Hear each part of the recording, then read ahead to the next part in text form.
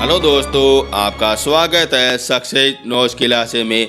आज अपना टॉपिक चला था मुगल साम्राज्य, जिसमें आज मैं आपको बताऊंगा अकबर महान के बारे में। सब कुछ आपको बता दूंगा, एक भी क्वेश्चन बाहर नहीं जाने दूंगा। यदि आप हमारे चैनल में पहली बार आए हो तो चैनल को जरूर से जरूर सब्सक्राइब कर देना, क्योंकि मैं आपको नोट्स के आधार पर सब कुछ पढ़ा देता हूँ और ऐसा कंटेंट आपको यूट्यूब में नहीं मिलने वाला है। यदि आप हमारी पीडीएफ डाउनलोड करना चाह रहे हो तो नीचे आपको लिंक मिल जाएगा, वहां से आप अच्छी तरह से डाउनलोड कर सकते हो।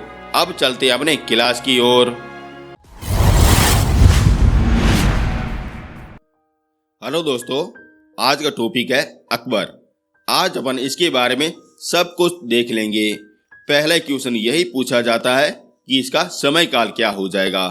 तो समय काल हो जाएगा 1565 से लगा के 1605 हो जाएगा।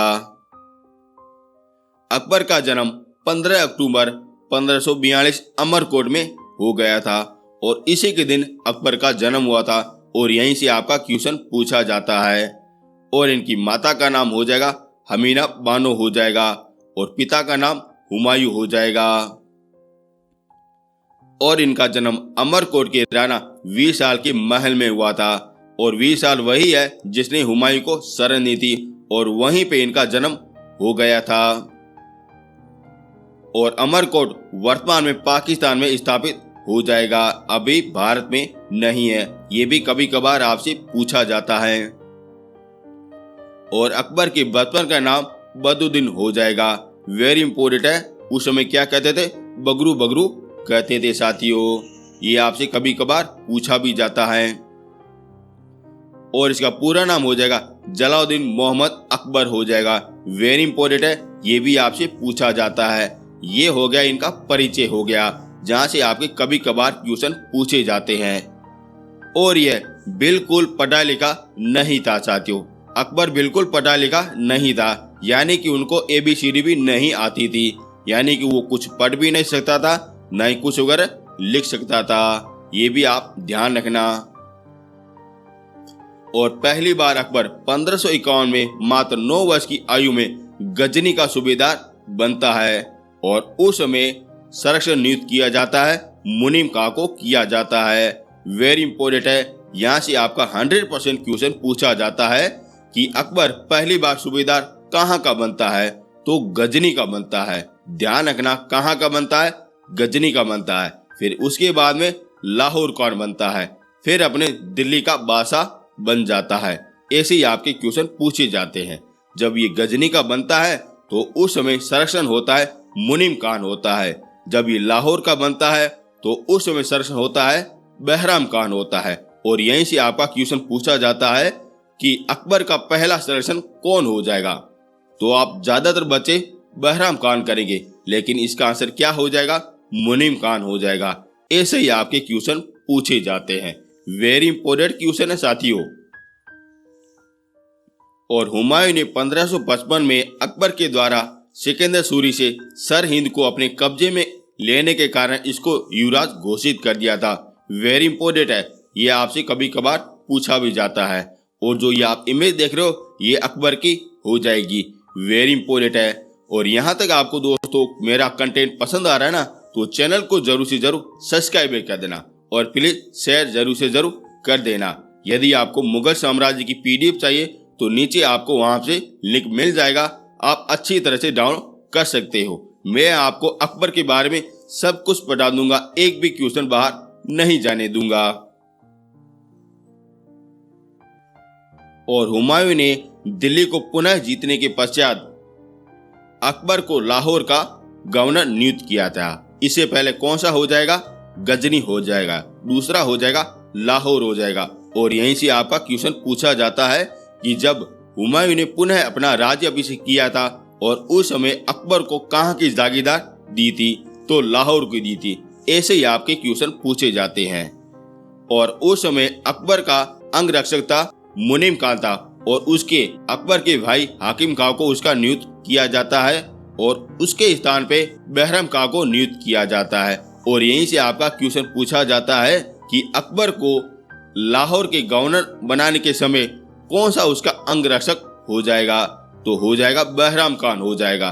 ध्यान रखना, गजनी में हो जाएगा मुनीम खान हो जाएगा, लाहौर में बहरान खान हो जाएगा। वेरी इंपॉर्टेंट है, पूछा जाता है।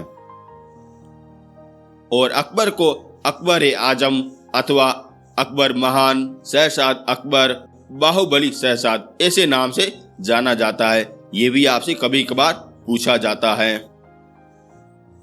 और अकबर के द्वारा हिंदू और मुस्लिम की परंपरा के बीच में दूरी कम करने के लिए दीन इलाही धर्म की स्थापना की थी। वेरी इंपॉर्टेंट है, जो मैं आपको आगे बता दूंगा इसकी क्या क्या विशेषता थी।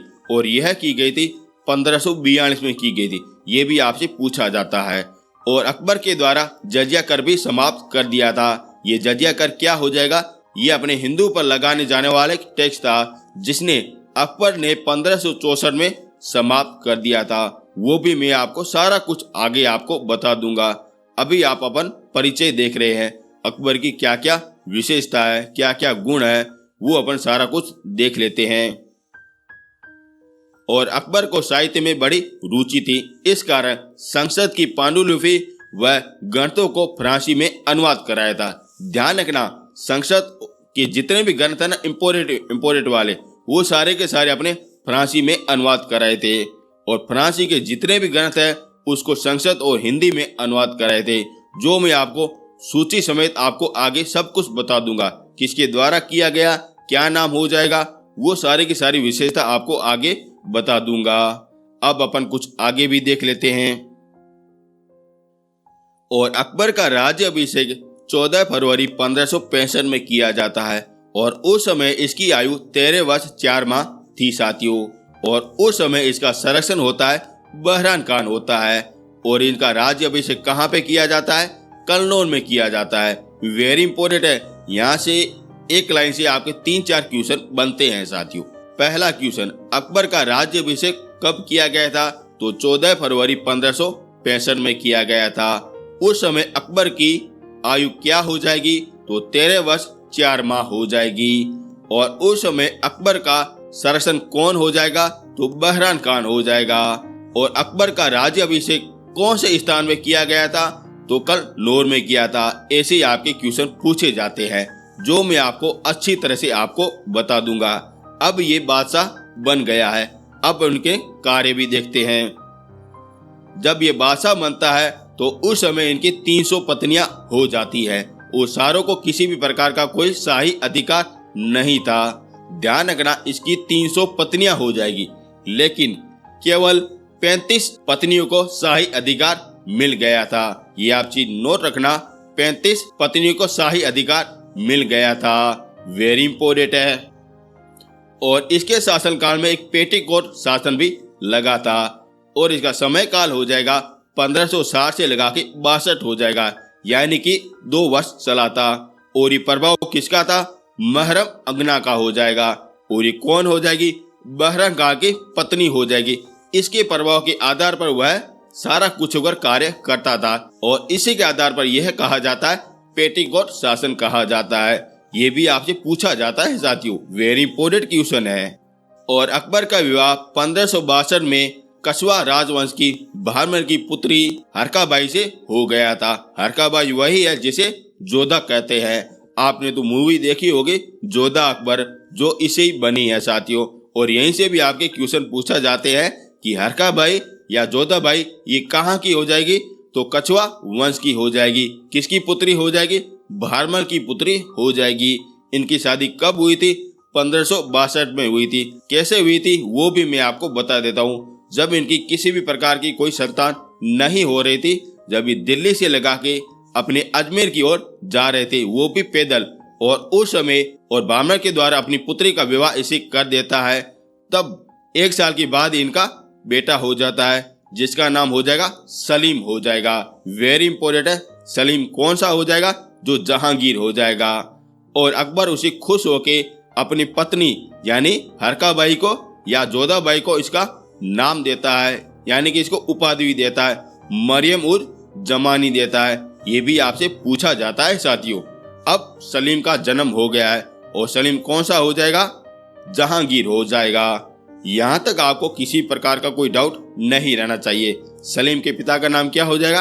अकबर हो जाएगा। माँ का नाम क्या हो जाएगा? हरका भाई या जोधा हो जाएगा। और सलीम के नाना का नाम क्या हो जाएगा? बहरमल हो जाएगा। अब अपन कुछ और भी देखते हैं जहां से आपके क्वेश्चन पूछे जाते हैं। अब देखते हैं अकबर का साम्राज्य विस्तार देख लेते हैं। जो ये आप मैप देख रहे हो लाल कलर वाला, ये सारा का सारा उस समय अकबर का साम्राज्य हो जाएगा साथियों। और यहीं से आपका क्वेश्चन पूछा जाता है कि अकबर के समकालीन कौन सी रियासतें हो जाएगी, कौन सा अभियान हो जाएगा, कौन से राजा हो जाएंगे, और उसके आधार पर आपसे 99% ओवर क्वेश्चन पूछे जाते हैं, जो मैं आपको चार्ट के आधार पर सब कुछ आपको बता दूंगा। और वहीं से आपका एक भी क्वेश्चन बाहर नहीं जाएगा। जो मैं आपको चार्ट बता रहा हूँ उसके अलावा आपका एक भी क्वेश्चन बाहर नहीं जाएगा। और ऐसा कंटेंट आपको यूट्यूब क्या कहीं भी आपने कोर्स लिया है वहीं पे नहीं मिलेगा साथियों। जैसे हो जाएगा पहले प्रांत हो जाएगा, और प्रांत का कौन सा शासक हो जाएगा, और ये अभियान किसके द्वारा भेजा गया था, अकबर ने किसे भेजा गया था वह हो जाएगा।